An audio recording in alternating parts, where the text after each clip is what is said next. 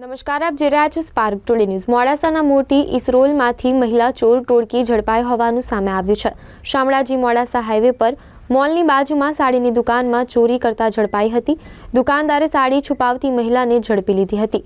હિન્દી ભાષી મહિલા ટોળકીનો ધોળા દિવસે ચોરીનો પ્રયાસ નિષ્ફળ કરાયો। સ્થાનિક લોકોએ મહિલા ચોર ટોળકીને પોલીસને સોંપી।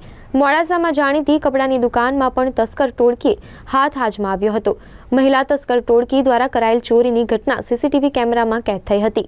ટિન્ટોઈ પોલીસ દ્વારા પાંચેય મહિલાઓની અટકાયત કરી વધુ કાર્યવાહી હાથ ધરી છે।